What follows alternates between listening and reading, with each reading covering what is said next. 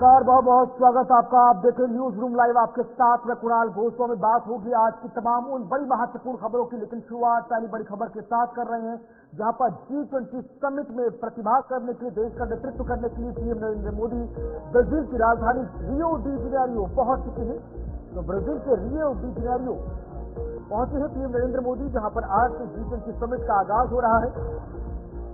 आज 19वें G20 summit की शुरुआत होने जा रही है। इस साल की G20 समिट को ब्राजील होस्ट कर रहा है। बीते साल भारत ने इसको होस्ट किया था और 2022 में इसे मलेशिया के द्वारा होस्ट किया गया था।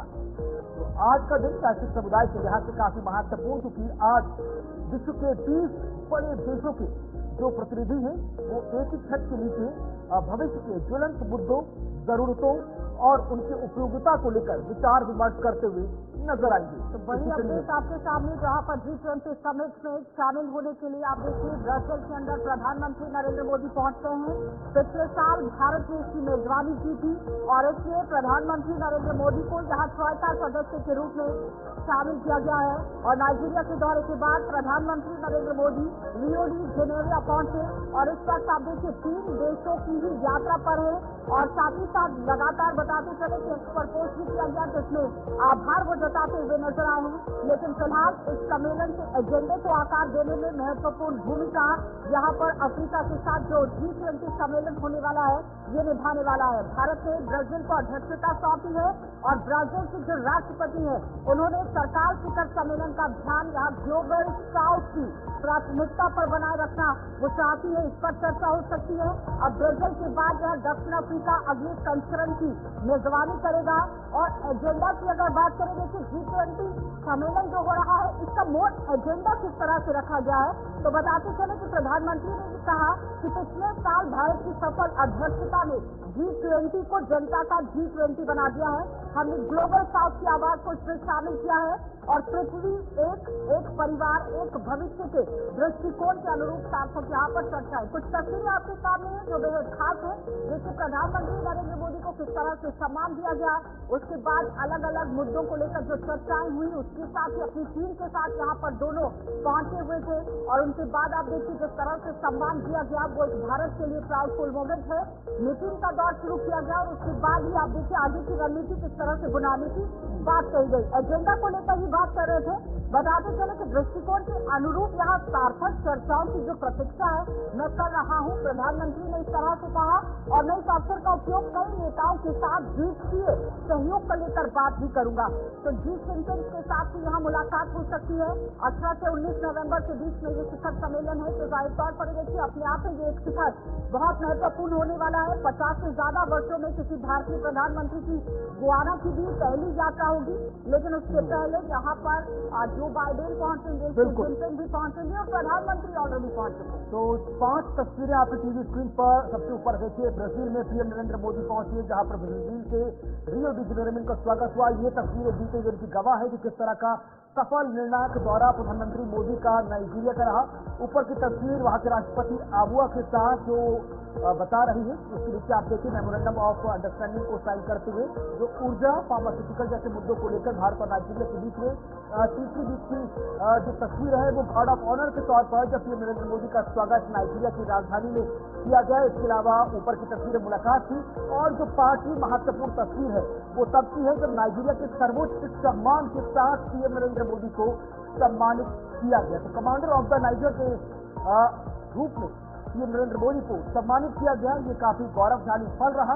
इस दौरान पीएम नरेंद्र मोदी काफी भावुक नजर आए और उन्होंने कहा कि ये सम्मान सिर्फ मोदी का सम्मान नहीं है, ये हिंदुस्तान के 45 करोड़ लोगों का सम्मान है जो नाइजीरिया की तरफ से मोदी जी को मिला है। इसके अलावा ये 4 बड़ी महत्वपूर्ण तस्वीरें। पहली तस्वीर पीएम नरेंद्र मोदी के रियो डी जेनेरियो में आगमन की, जहां पर उनका स्वागत सत्कार किया गया। उसके अलावा भव्य स्वागत गरबा करती हुई भारतीय प्रवासी महिलाएं पीएम नरेंद्र मोदी का सांस्कृतिक पारंपरिक रीति रिवाजों के साथ स्वागत करती हुई। इसके अलावा मंत्रोच्चारण के साथ उनका स्वागत हुआ और ये अपने आप में बेहद खास तस्वीरें हैं नीचे की 2, क्योंकि आप देखिए विदेश की धरती पर विदेशियों द्वारा भारत के जो तमाम वेदों में मंत्रों उच्चारण का जहाँ जिक्र होता है उन मंत्रोच्चारण को ना सिर्फ आत्मसात करना बल्कि उनको बिल्कुल उस बीच में एक बहुत महत्वपूर्ण बात हुई जिसमें भारत में जो G20 सम्मेलन हुआ वो सबसे अच्छा था। भारत ब्राजील चैम्बर के निदेशक ने जमकर ये तारीफ की है। तो ये भारत के लिए अपने आप में बहुत खास बात है और खास महत्वपूर्ण तौर पर आप देखिए इस क्षण को देखा जा सकता है, क्योंकि लगातार कई मुद्दों पर चर्चा यहाँ पर होने वाली है। पीएम का जिस तरह से यहाँ पर स्वागत हुआ वो भारत के लिए खास है।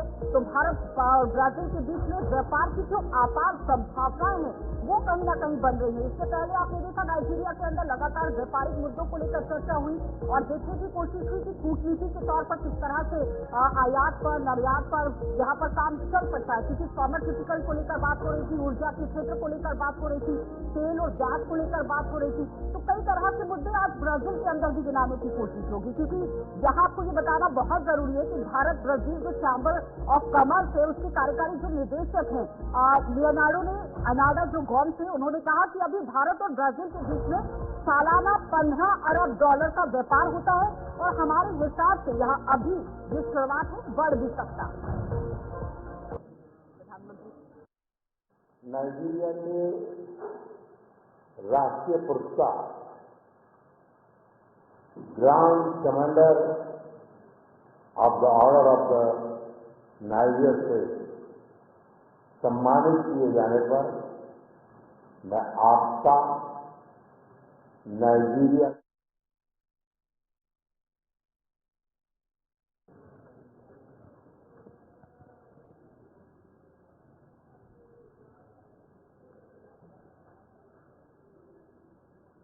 यूपी देवनाथ सर इस वक्त हमारे साथ जुड़ रहे हैं ताजा चर्चा करने के लिए। देवनाथ सर बहुत बहुत स्वागत, बहुत बहुत शुक्रिया आपका। विदेश मामलों की जानकार होने के साथ साथ रक्षा विशेषज्ञ की भूमिका भी लगातार निभा रही है।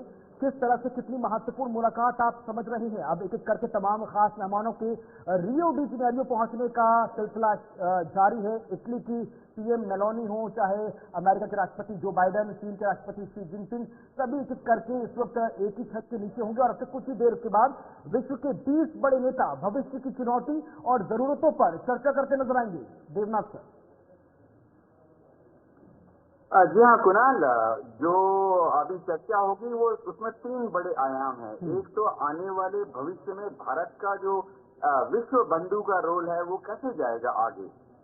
भारत जो है बहुत कोशिश कर रहा है कि हम ना सिर्फ G7 के बड़े देशों के साथ मिलकर आगे बढ़े, हम ऑलरेडी दुनिया के 5वीं सबसे बड़ी जीडीपी वाले देश हैं। बहुत जल्दी ही हम दुनिया में 4थी सबसे बड़ी आर्थिक व्यवस्था वाले देश बनने वाले हैं। तो हमें कदम से कदम मिलाकर आगे जाना पड़ेगा दुनिया के बड़े देशों के साथ और दुनिया के उन देशों के साथ जो कि अभी भी डेवलपिंग कंट्रीज हैं, जो कि दुनिया के डेवलपमेंटल इंडेक्स में थोड़ा पीछे रह गए हैं। हम आमतौर पे ग्लोबल साउथ शब्द का इस्तेमाल करते हैं। दुनिया के ऐसे देश जो कि समझिए लैटिन अमेरिका में हैं, अफ्रीका के देश हैं या साउथ ईस्ट एशिया के भी काफी सारे देश हैं। भारत बहुत कोशिश कर रहा है कि G20 समिट के दौरान इस तरह की एक व्यवस्था की जाए कि दुनिया के जो उन्नत देश हैं, डेवलप्ड देश हैं, वो अपने रिसोर्सेज को, खासतौर से जो टेक्नोलॉजिकल नो हाउ है उसको शेयर करें दुनिया के उन देशों के साथ जो टेक्नोलॉजी की दौर में थोड़ा सा पीछे हट गए। एक और जिस तरह जो इस दौर के दौरान होने वाली है। हाँ बोलिए, अपनी बात पूरी कीजिए पहले। एक और चीज जो इस बार होने वाली है कि द्विपक्षीय G20 के समिट के पृष्ठभूमि में मोदी जी की द्विपक्षीय वार्तालाप होगी दुनिया के सभी नेताओं के साथ। बहुत जरूरी है ये समझना कि शी जिनपिंग के साथ जो मुलाकात है वो बहुत पॉजिटिव रही थी पिछली बार भी। आज भी ये संभावना है कि जब वो शी जिनपिंग से मिलेंगे, गर्म जोशी से मिलते हैं, हाथ मिलाते हैं, गले भी मिलते हैं, आंखों में आंख डाल के बात करते हैं। फाइनेंस को लेकर बात हो रही है, दूसरी तरफ आयात को लेकर बात हो रही है। और आयात को लेकर अगर हम बात करें तो लगातार आप देखिए ब्राजील के अंदर जो निदेशक हैं चैम्बर ऑफ कॉमर्स के, वो कह रहे हैं कि भारत के साथ जो हमारा सालाना जिस तरह से व्यापार को लेकर बात कर रहे थे, वो कह रहे हैं 15 अरब डॉलर का व्यापार होता है, लेकिन अभी संभावना है कि बढ़ भी सकता है। तो उस हवाले से अगर हम देखें तो व्यापार के नए रास्ते भी खुलेंगे। हाँ आशा जी, सबसे शानदार बात मोदी जी के बारे में ये है कि जब भी वो दुनिया में कहीं जाते हैं तो अपने साथ भारत का जो व्यापारी वर्ग है, हमारे जो ट्रेडर्स हैं, इंडस्ट्रियलिस्ट हैं, व्यापारी हैं, उनको साथ में लेके जाते हैं। आज भी उनके साथ हमारे सिटी के जो लीडरशिप है या एसोचैम के जो अधिकारी हैं, एसोचैम के जो लीडर्स हैं वो गए हैं। भारतीय एंटरप्रेन्योर्स जो हैं दुनिया में अपना एक साख है कि वो मेहनती हैं, ईमानदार हैं। तो अब आज जो ब्राजील के चैम्बर ऑफ कॉमर्स के प्रतिनिधियों से बात होगी, सबसे बड़ा मुद्दा होगा कि अगर हमारा आज का व्यापार हम 14 बिलियन डॉलर है तो तुरंत इसको आने वाले निकट भविष्य में 1-2 साल में ही बढ़ाकर 16 बिलियन डॉलर कैसे किया जाए।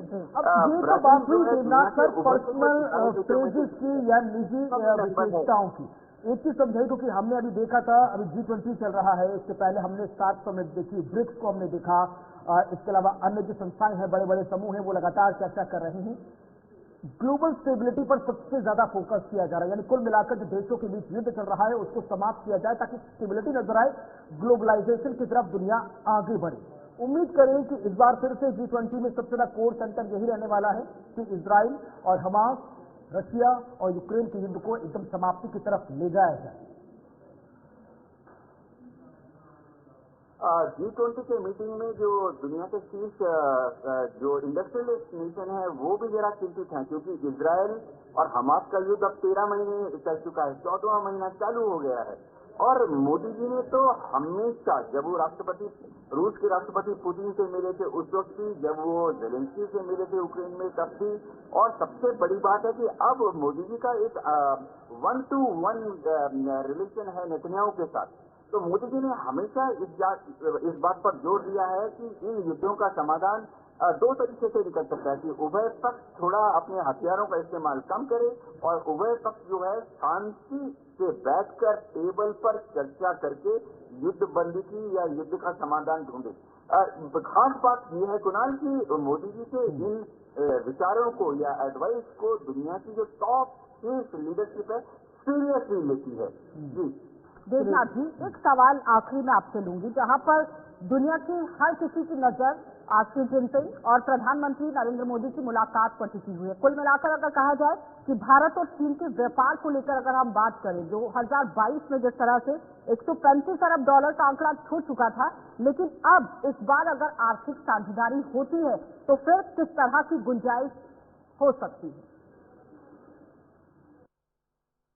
जी हाँ, भारत और चीन दुनिया के 2 ऐसे देश हैं जिनके बीच में व्यापार जो है वो बहुत ही नेचुरल है।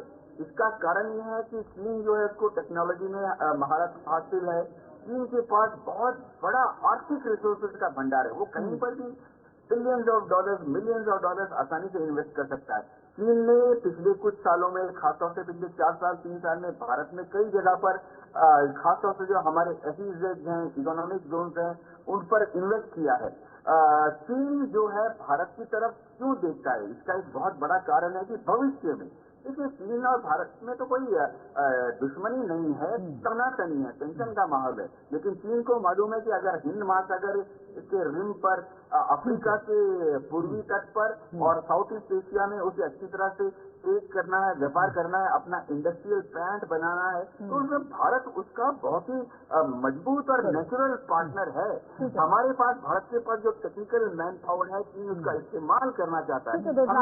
बहुत बहुत धन्यवाद फिलहाल जुड़ने के लिए। तो आपने देखा कि ये मेजबानी काफी यहाँ पर महत्वपूर्ण होने वाली है, लेकिन तस्वीरें सीधा आपके सामने, जहाँ पर 19वीं G20 समिट की शुरुआत हो गई है और आप देखिए भव्य स्वागत प्रधानमंत्री नरेंद्र मोदी का किया गया है, गरबा किया गया है, जहां से आप अंदाजा लगा सकते हैं कि किस तरह का स्वागत हुआ है। आगे बढ़ जाते हैं, एक और बड़ी खबर आपके सामने रखेंगे, जहां पर मणिपुर से बड़ी खबर इस वक्त लगातार आप देखिए मणिपुर के अंदर किस तरह से लड़ाई तो छिड़ी ही है, लेकिन भारतीय जनता पार्टी से NPP ने अपना समर्थन यहां पर वापस ले लिया है। इस वक्त की बड़ी अपडेट, बीजेपी राष्ट्रीय अध्यक्ष JP नड्डा को चिट्ठी लिखी गई है और चिट्ठी में राज्य में बढ़ती हुई हिंसा का जिक्र किया गया है।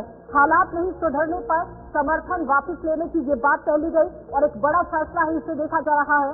गिरगांव में यहाँ बीजेपी और कांग्रेस दफ्तर के अंदर तोड़फोड़ हुई है और सुरक्षा बलों की फायरिंग में एक की मौत हुई है। 3 लोगों के शव मिलने के बाद पूरी तरह से सिचुएशन आपने देखा किस तरह से टेंस वहां पर रही, लेकिन इस बीच में फायरिंग में एक शख्स की मौत भी हुई है। बिल्कुल, तो सहयोगी NPP नेशनलिस्ट पीपुल्स पार्टी ने अपना समर्थन वापस ले लिया है।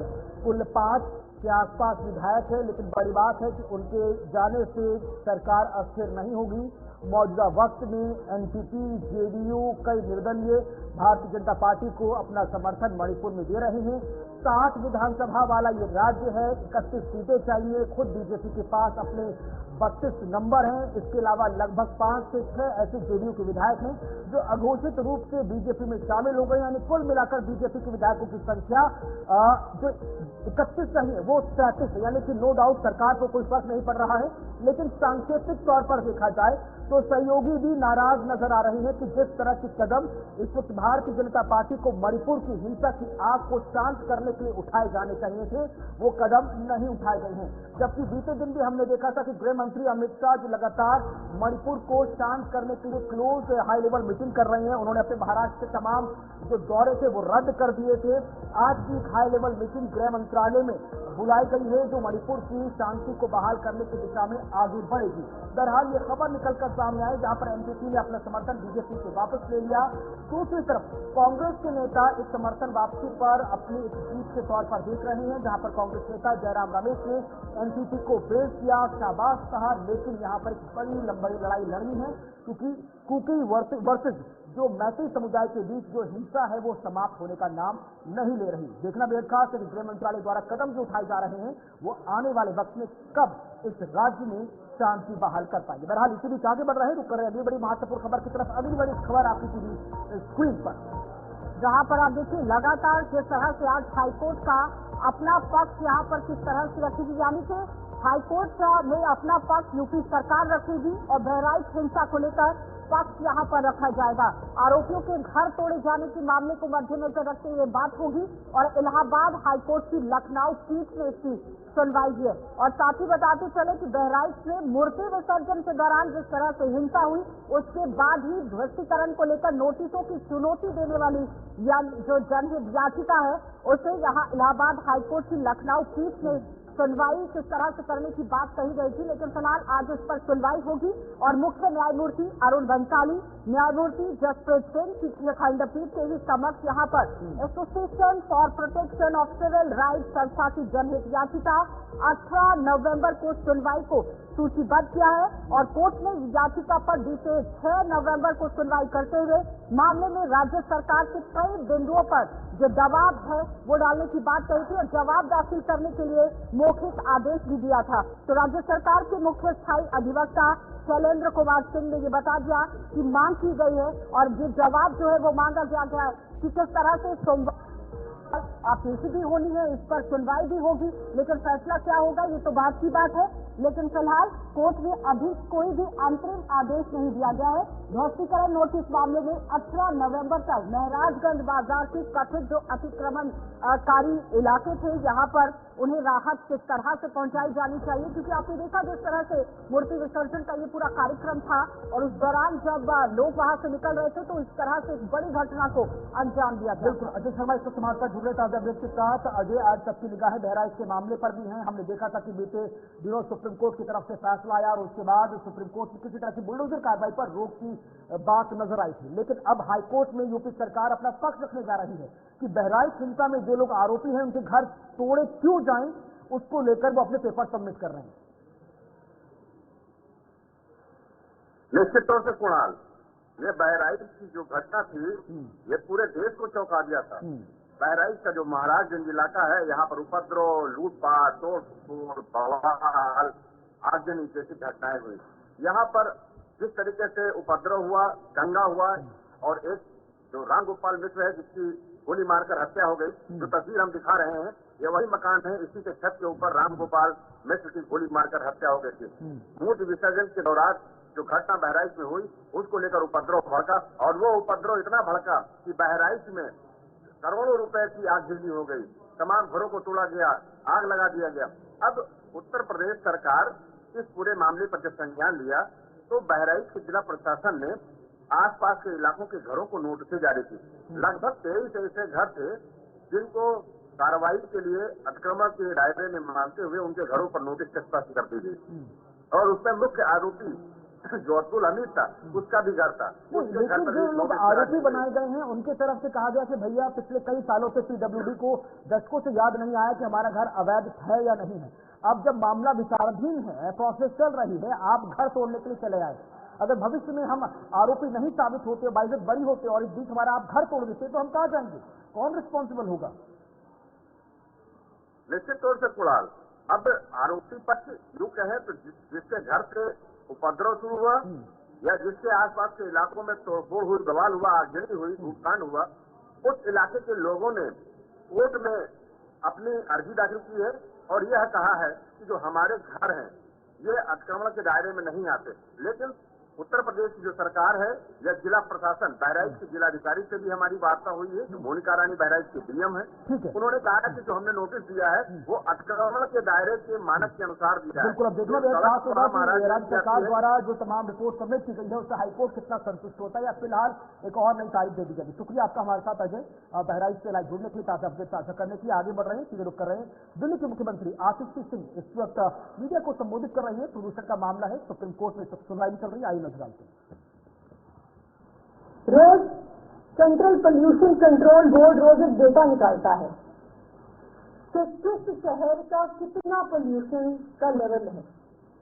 आप कल शाम 4 बजे तक इस डेटा को देखिए तो देश भर में, पूरे नॉर्थ इंडिया में सारे शहरों का data very poor, severe, severe plus, Bahadurgarh air quality severe 445 वहां का एक हुआ, Ballabhgarh very poor 301, Bhiwadi 345, Bhiwani 415, Bikaner Rajasthan 403, Bulandshahr poor very poor 310, एक के बाद एक Churu Rajasthan 375 very poor, Dharuhera very poor, Durgapur 316, Ghaziabad 362, greater Noida 362, Hajipur 367, Hapur 351, Hisar 365। आप इस कागज को पढ़ते चाहिए, चाहे झुंझुनू हो, चाहे जींद हो, चाहे जयपुर हो, चाहे बीकानेर हो, चाहे पटना हो, चाहे लखनऊ हो, आज देश भर के लोग सांस नहीं ले पा रहे हैं। आप स्टबल बर्निंग का, फार्म फायर का डेटा देखने जाइए तो ये दिखता है कि चाहे राजस्थान हो वहां पे स्टबल बर्निंग हो रही है, चाहे हरियाणा हो, चाहे उत्तर प्रदेश हो, चाहे मध्य प्रदेश हो। और केंद्र सरकार क्या कर रही है? अगर इस पूरे देश में एक राज्य है जिसने स्टबल बर्निंग की, पराली जलाने की घटनाओं को कम किया है, वो पंजाब है। अगर आप डेटा देखने जाइए तो दिखेगा कि पंजाब में जहां 2021 में 71,300 फायर्स हुई थी, वो घट के पिछले साल तक 36,650 हो गया। और इस साल जब तकरीबन आज की तारीख पे 90% पराली की घटनाएं हो चुकी हैं, मात्र 8,404 घटनाएं पंजाब में हुई हैं। लेकिन आप बाकी राज्यों के आंकड़े देखिए। उत्तर प्रदेश में पिछले साल के कंपैरिजन में 60% पराली जलाने की घटनाएं बढ़ गई हैं। जहां पिछले साल 1533 फार्म फायर्स हुई, वो इस साल बढ़ के 1926 पहुंच गया। राजस्थान में पराली जलाई जा रही है, जहां 2020 में राजस्थान में सिर्फ 430 के करीब पराली जलाने की घटनाएं थी, वो इस साल 2024 तक 1926 पहुंच गया। और अगर आज देश भर में कहीं सबसे ज्यादा पराली जलाई जा रही है, वो मध्य प्रदेश में जलाई जा रही है। केंद्र सरकार के खुद के आंकड़े बता रहे हैं कि 15 सितंबर से 17 नवंबर तक 9,600 पराली जलाने की घटनाएं मध्य प्रदेश में हुई हैं। यानी रोज 700 से ज्यादा पराली जलाने की घटनाएं मध्य प्रदेश में हो रही हैं। और यही कारण है कि अगर आप मध्य प्रदेश के शहरों के भी आंकड़े देखने जाइए तो वो भी वेरी पुअर और सीवियर एयर क्वालिटी में पहुंच गए हैं। आज मैं केंद्र सरकार से जानना चाहती हूँ कि पराली जलाना पिछले 6-7 साल से देश भर में बढ़ता जा रहा है। चाहे हरियाणा हो वहाँ बढ़ रहा है, उत्तर प्रदेश हो वहाँ बढ़ रहा है, राजस्थान हो वहाँ बढ़ रहा है, मध्य प्रदेश हो वहाँ बढ़ रहा है। पिछले 6 साल में, पिछले 7 साल में केंद्र सरकार एक कदम बताए जो उन्होंने ये घटनाएं रोकने के लिए लिया है। अगर पंजाब की सरकार पराली जलाने को कम कर सकती है, 80% कम कर सकती है, तो बाकी राज्यों में ये घटनाएं क्यों बढ़ रही हैं? क्यों पूरे नॉर्थ इंडिया को एक मेडिकल इमरजेंसी की स्टेट में धकेल दिया गया है? आज पूरे नॉर्थ इंडिया में, चाहे दिल्ली हो गया, हरियाणा हो गया, मध्य प्रदेश हो गया, राजस्थान हो गया, उत्तर प्रदेश हो गया, बिहार हो गया, आप इन राज्यों के किसी भी शहर के किसी भी अस्पताल में जाइए, वहां पे आपको बुजुर्ग एडमिट दिखेंगे, उन्हें सांसें। दिल्ली के मुख्यमंत्री आतिशी सिंह प्रदूषण के बढ़ते कारण को लेकर यहां पर अपनी बात रख रही हैं, लेकिन बड़ी बात इसी बीच सुप्रीम कोर्ट भी सुनवाई कर रहा है। सुप्रीम कोर्ट ने दिल्ली सरकार से ताबड़तोड़ सवाल डाल दिए कि आप बताएं कि आपने प्रदूषण को कम करने के लिए क्या कुछ किया। साथ ही साथ सुप्रीम कोर्ट ने निर्देश दे दिया है कि अगर प्रदूषण नीचे आता है तो भी आप ड्राइव कार नहीं हटाएंगे। साथ ही साथ सुप्रीम कोर्ट ने कहा कि जब नवंबर महीने में ही AQI 300 पार कर गया था तो आपने स्लैब 3 लगाने में देरी क्यों करती है। महत्वपूर्ण थी, एक तरफ दिल्ली सरकार में मुख्यमंत्री हैं जो तमाम यूपी सरकारों पर आरोप लगा रही हैं, दूसरी तरफ सुप्रीम कोर्ट दिल्ली सरकार से सवाल कर रहा है। छोटा सा ब्रेक, जल्द हाजिर होंगे, देखते रहें न्यूज रूम लाइव।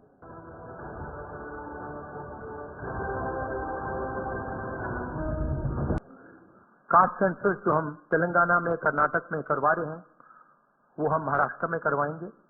हम जानना चाहते हैं, महाराष्ट्र की जनता को बताना चाहते हैं कि किसकी कितनी यहाँ पे भागीदारी है, कितना पार्टिसिपेशन है, किसकी कितनी आबादी है।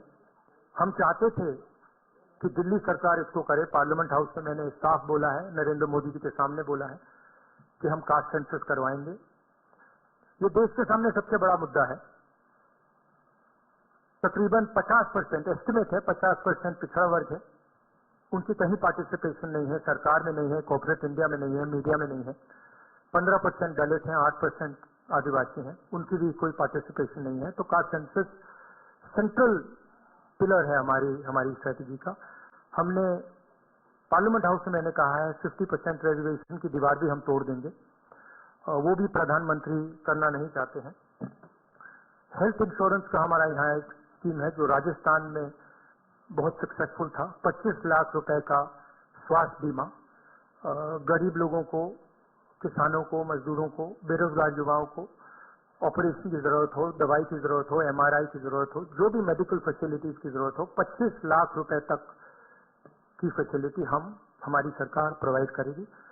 और फाइनल जो युवा हैं, जो नरेंद्र मोदी जी की पॉलिसीज ने, नोटबंदी ने, GST ने जिनको बेरोजगार किया है, उनके लिए अनएम्प्लॉयमेंट अलाउंस 4,000 रुपए का मंथली, और 2.5 लाख के सरकारी नौकरियां हैं, उनको हम कमिट कर रहे हैं कि उनको हम आपके हवाले करेंगे। तो ये हमारा प्रोग्राम है।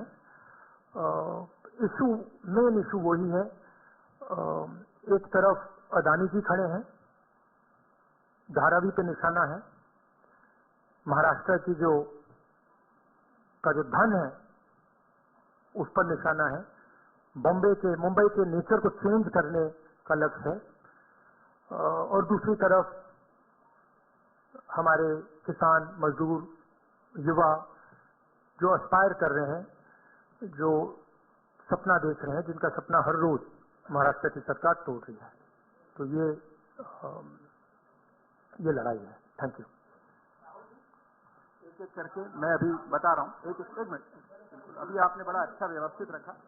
इससे पहले आप सवाल शुरू करें, राहुल जी से मैं आग्रह करूंगा कि आपके सामने कुछ और भी कुछ ऐसा एक सेकंड, वो क्या था, व्हाट वाज द नारा दैट मोदी जी दे, क्या है? एक है तो सेफ है। हाँ, ये देखिए, इधर लाइए मुझे।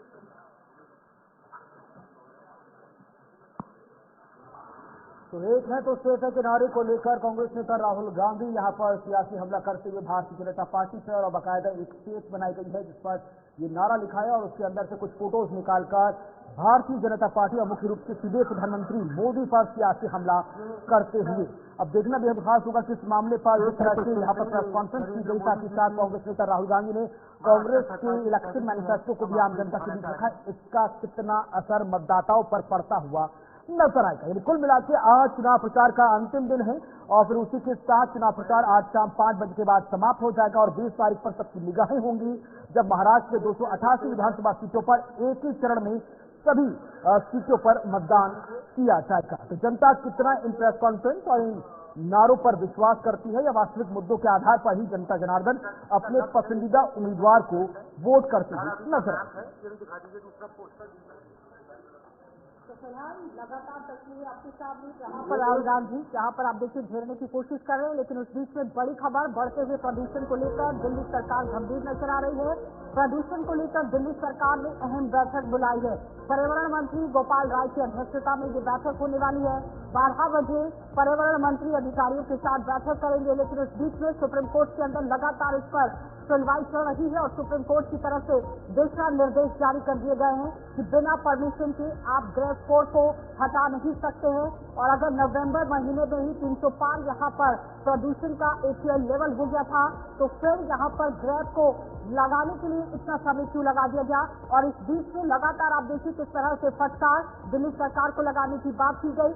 ग्रेड 4 को सख्ती से लागू करने पर बैठक में चर्चा हो सकती है। पर्यावरण मंत्री गोपाल राय की अध्यक्षता में ये बैठक होनी है। दोपहर 1 बजे प्रेस कॉन्फ्रेंस की जाएगी और आम जनता के सामने रखा जाएगा कि आखिर दिल्ली सरकार की तरफ से किस तरह से बड़े फैसले लिए गए हैं, क्योंकि जिस तरह से ग्रेड 4 लागू किया गया है, कंस्ट्रक्शन साइट पर रोक लगाई गई है, स्कूलों में पढ़ाई को ऑनलाइन कर दिया गया है और साथ ही साथ ये भी अहम सवाल है कि आप देखिए अभी भी जिस तरह से संवाददाता के साथ बात हो रही थी वो कह रहे हैं कि गाइडलाइंस जारी होने के बाद रोक लगाने के बावजूद भी अलग अलग जगहों पर काम अभी भी जारी है, पूरी तरह से रोक नहीं लगी है। लोग अभी भी कूड़ा करकट जलाने के लिए लगे हुए हैं। कंस्ट्रक्शन साइट पर कहीं कहीं चोरी काम जो है वो होता नजर आया, लेकिन सुप्रीम कोर्ट की तरफ से जिस तरह से फटकार लगाई गई है सरकार को, ये अहम बात है और साफ तौर पर सवाल का जवाब मांगा गया है कि आखिर ग्रेड 4 लगाने में इतनी देरी क्यों लगाई गई और अगर ग्रेड 4 लागू किया गया है, चाहे AQI लेवल यहाँ पर 400 भी आ जाए या फिर 300 भी आ जाए, तो आप अपनी मर्जी से किसी भी तरह का निर्देश नहीं दे सकते हैं। पहले चर्चा करनी होगी, उससे पहले गोपाल राय की तरफ से अहम बैठक बुलाई गई है। कई आला अधिकारी भी इस बैठक में मौजूद रहेंगे। बिल्कुल, तो लगातार दिल्ली में एवरेज एयर क्वालिटी इंडेक्स यानी AQI 450 को क्रॉस करता हुआ नजर आया, जिसके बाद ताबड़तोड़ इसके बाद एक बैठकें की गई। इसी बीच ग्रेड 4 भी लागू कर दिया गया, लेकिन इस बीच अब देखना भी खास है कि तमाम इन चीजों के बीच क्या कुछ स्थिति बनती नजर आएगी। गाजियाबाद का सीधे रुख करेंगे, नितिन राजपूत इस वक्त हमारे साथ जुड़ रहे हैं। नितिन, न सिर्फ दिल्ली बल्कि पूरे NCR की कमोबेश यही स्थिति नजर आ रही है। ग्रेड 4 लागू कर दिया गया, जिसके बाद गाजियाबाद या वैशाली आनंद विहार वाले रास्ते से दिल्ली के अंदर के तमाम डीजल वाले या फिर हाईली पॉल्यूशन जनरेटेड व्हीकल्स की एंट्री बैन कर दी गई है। गाजियाबाद में किस तरह की मौजूदा स्थिति इस वक्त नजर आ रही है, प्रदूषण को लेकर हालात क्या है और जो वहां का लोकल एडमिनिस्ट्रेशन है इन तमाम चीजों पर कैसे काम कर रहा है? देखिए, लगातार गाजियाबाद दिल्ली NCR में पॉल्यूशन बढ़ रहा है। ग्रेड 3 के बाद आज सुबह से ही ग्रेड 4 को लागू कर दिया गया है और 8वीं तक के 8th क्लास तक के सभी स्कूलों को बंद करने के निर्देश दे दिए गए हैं। लगातार स्मोक मशीन द्वारा स्मोकिंग को हटाई जा रही है, लगातार पानी का छिड़काव किया जा रहा है। तो कहीं ना कहीं और साफ तौर पर डीजल के और पेट्रोल के जो पुराने जो वाहन है उनको साफ तौर पर प्रतिबंधित कर दिया गया है और डीजल से चलने वाले और कोयले से चलने वाले जो भी कारखाने हैं उनको भी साफ हिदायत दे दी गई है कि जब तक रिक्वायर्ड लेवल नहीं होता तो किसी भी तरीके की इंडस्ट्री न खोली जाए, जिसमें पॉल्यूशन हो जाता है। लगातार दिल्ली NCR में हम प्रशासन की बात करते हैं, प्रशासन लगातार जगह जगह मौजूद है और पानी भी साफ किया जा रहा है, लोगों को हिदायत की जा रही है कि साफ तौर पर एडवर्टाइजमेंट के जरिए और खुद नुक्ता नाटक के जरिए बताया जा रहा है किसी भी तरीके से जो पॉल्यूशन हो रहा है दिल्ली NCR में उससे बचने के लिए सुबह सुबह जो मॉर्निंग वॉक पे जाते हैं उससे अवॉइड करें, मॉर्निंग वॉक पे ना जाए और घर से बाहर अगर निकलता है ऑफिस के लिए जा रहे हैं तो मास्क का प्रयोग किया जाए। सवाल ये उठ रहा है कि ग्रेड 4 लागू किया गया दिल्ली के अंदर, लेकिन जिस तरह से पाबंदियां लगाई गई हैं, माकूल तरीके से ऐसी पाबंदियां नहीं देखने को मिल रही हैं। कंस्ट्रक्शन साइट पर अभी भी चोरी काम चल रहा है, और अगर हम कूड़ा करकट जलाने की बात करें, उसकी भी खबरें आ रही हैं।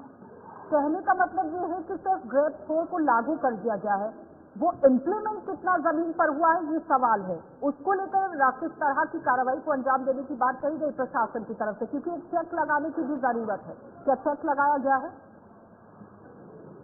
देखिए, सरकारी आदेशों से तो लागू ग्रेड 4 होता है, पर कहीं ना कहीं हम धरातल की बात करते हैं तो वो धरातल पर दिख नहीं रहा है। लगातार जिस तरीके कंस्ट्रक्शन साइड में तमाम जो हाउसिंग बड़े बड़े बिल्डर हैं वो कंस्ट्रक्ट कर रहे हैं, तमाम जो कूड़ा करकट गिरने वाले लोग हैं वो कहीं ना कहीं बाद में कूड़े को छाटने के बाद उसको आग लगा दी जाती है। तो तमाम चीजें जो मॉनिटरिंग तो सिर्फ ऊपरी तल पे अपने एसी रूम में बैठ के मॉनिटरिंग हो रही है, पर धरातल की बात करते हैं तो इससे तस्वीरें है, लगातार पॉल्यूशन बढ़ रहा है। तो ऐसे लोगों पर कार्रवाई करने की जरूरत है, ऐसे लोगों को जुर्माना लगाने की जरूरत है। जो ग्रेड 4 में प्रतिबंध लगाए गए हैं उसे मानने को राजी नहीं हो रहे हैं। बड़ी बात आशा और नितिन भी समझ रहे होंगे कि फाइन लगाना तो छोड़िए, बीते दिनों राजनीति चरम पर पहुंच गई है। दिल्ली के पर्यावरण मंत्री गोपाल राय भी यूपी सरकार पर आरोप लगा रहे थे। अभी खुद आतिशी भी कह रही थी कि यूपी में जलाई जा रही पराली की वजह से दिल्ली के ऐसे हालात बन गए हैं। यानी कुल मिलाकर नितिन, समाधान से ऊपर राजनीति हावी हो गई है। समाधान पर कोई काम नहीं कर रहा, लेकिन आरोप दूसरों पर डाले जा रहे हैं।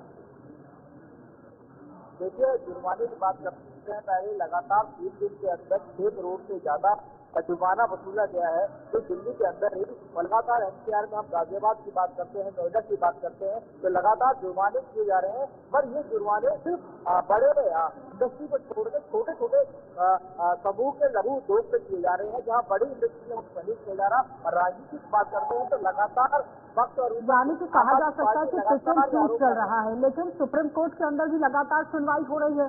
फटकार वहां से लगाई गई है दिल्ली सरकार को भी कि बिना निर्देश के आप ग्रेड 4 को हटा नहीं सकते हैं।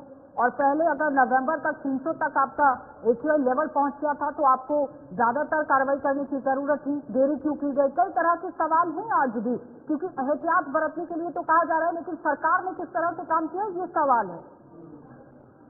देखिए, हर साल लगातार दिल्ली सरकार या केंद्र सरकार को लगातार कोर्ट द्वारा फटकार लगाई जाती है कि कहीं ना कहीं पॉल्यूशन को लेकर ठोस कदम उठाए गए। उसके बावजूद सरकारें सिर्फ ग्रेड के 4 और इस पर लगाते ही अपने आप में संतुष्ट हो जाती है। जब तक इसमें ठोस कदम नहीं उठाए जाएंगे तब तक किसी भी तरीके से स्थिति नियंत्रण नहीं होगी। चलिए, शुक्रिया आपका नितिन, हमारे साथ लाइव गाजियाबाद से जुड़ने के लिए, ताजा अपडेट साझा करने के लिए। इसी बीच आगे बढ़ रहे हैं, रुक कर रहे हैं अगली बड़ी महत्वपूर्ण खबर की तरफ। अगली बड़ी खबर आपकी टीवी स्क्रीन पर, जहां पर कैलाश गहलोत पूर्व दिल्ली सरकारी मंत्री आम आदमी पार्टी छोड़ चुके हैं। अब जानकारी की दोपहर तक वो भारतीय जनता पार्टी में शामिल हो सकते हैं। 12:30 बजे के आसपास का समय बताया जा रहा है, जहां पर पूर्व सड़क परिवहन मंत्री जो आम आदमी पार्टी के दिग्गज नेता थे, बीते दिनों उन्होंने आम आदमी पार्टी से किनारा कर लिया। और अब खबर है कि दोपहर 12:30 बजे से 1 बजे के आसपास ये भारतीय जनता पार्टी में शामिल होने जा रहे हैं। यानी पार्टी वालीवाल हो या फिर राम मोहन यादव हो, और अब कैलाश गहलोत ताबड़तोड़ एक के बाद एक दिग्गज नेता आम आदमी पार्टी के अब धीरे धीरे बीजेपी की तरफ जाते हैं। क्योंकि जब विधानसभा चुनाव होने दिल्ली के अंदर 10 सीटें ऐसी हैं जहां पर लगातार कैलाश गहलोत की तरफ से यहाँ पर काम किया गया, लोगों के अंदर वो पहुंचे, उनके मुद्दों को सुलझाने की कोशिश की गई। कुल मिलाकर ये कहा जा सकता है कि काफी तरीके से बढ़त वहां पर बन सकती है कैलाश गहलोत को लेकर। लेकिन महज अगर पार्टी से किनारा किया गया है, कई मुद्दों को गिनाने की कोशिश की गई, जिसमें उन्होंने कहा कि पार्टी के अंदर जिन वादों और दावों को मद्देनजर रखते हुए काम होना चाहिए था, ऐसा जमीनी सतह पर नजर नहीं आ रहा है। पार्टी जिस विचारधारा को लेकर काम कर रही थी उस पर अब चलती नजर नहीं आ रही है। सीसीएल के मुद्दे को गिना दिया गया, यमुना के अंदर गंदगी को गिना दिया गया कि स्वच्छ करने की बात कही गई थी, लेकिन नहीं हो पाया। प्रदूषण को लेकर घेरते नजर आए, लेकिन इस बीच में विधानसभा चुनावों के अंदर काफी तरीके से पलट फेर जो है वो देखने को मिल सकता है। देखिए, पिछले कई महीनों से कैलाश जी के ऊपर आप देख रहे होंगे, हर दिन उनको ईडी बुलाया जाता था, उनको आईटी की रेड उनको सामना करना पड़ रहा था, ईडी की भी रेड हुई है। तो उनके पास कोई रास्ता नहीं था, उनको भारतीय जनता पार्टी में ही जाना था। एक चीज इससे क्लियर हो गया कि भारतीय जनता पार्टी दिल्ली का चुनाव हार चुकी है। आज उनके पास कोई मुद्दा नहीं बचा कोई चीज ऐसी नहीं है उनको बताने के लिए। वो दिल्ली के अंदर ईडी और सीबीआई के माध्यम से, इनकम टैक्स के माध्यम से चुनाव लड़ रहे हैं और हम लोग दिल्ली के लोगों के काम करने वाली राजनीति के नाम पे वोट मांग रहे हैं। भारतीय जनता पार्टी पूरी तरह से ये चुनाव हार चुकी है, इस बात का पूरा संकेत इससे मिलता है। मैं एक और चीज आज तो आपने यहाँ पर देखा दुर्गेश पाठक और फिर उसके बाद अरविंद केजरीवाल तमाम तरह के आरोप लगाते हुए देखना भी खास होगा कि आने वाले वक्त में किस तरह से राजनीति चरम पर जाती है। इसी के साथ न्यूज रूम लाइव में बस इतना ही। वक्त छोटे से ब्रेक का, खबरें आगे जारी रहेंगी।